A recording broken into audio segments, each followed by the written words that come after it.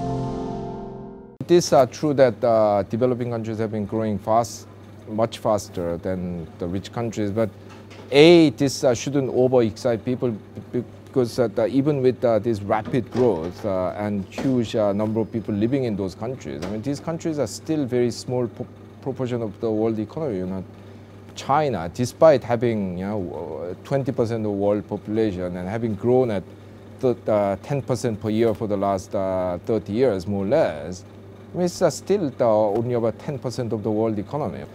You know, even in the short run, a lot of this is I don't think sustainable because the reason why a lot of African countries have been growing fast is mainly due to the commodity price boom, mainly driven by Chinese the growth, but also partly driven by commodity speculation that is done on the back of this quantitative easing in the rich countries. So as soon as that goes, I mean, there'll be less money to throw around in the speculative market. And more importantly, if China slows down for some reason, this will be a big hit on those economies.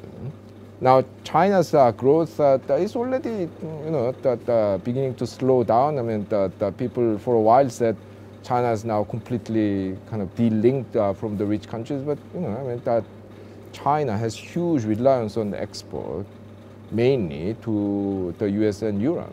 So if these economies that keep underperforming, China will have a major impact, which will have a knock-on effect on not just primary commodity exporting countries in Africa and Latin America, but also countries like Korea and Japan, which have made a lot of money selling machines and intermediate products that China use to produce these consumer goods to export to the US and Europe.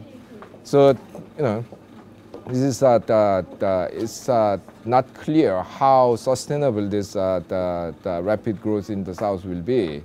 I mean, I'm not saying that growth will disappear. I mean, there'll be some growth, and probably higher than in the rich countries. But I mean, it's not as if this growth can continue for a long time, and the world power map will be completely changed in the next 10, 20 years.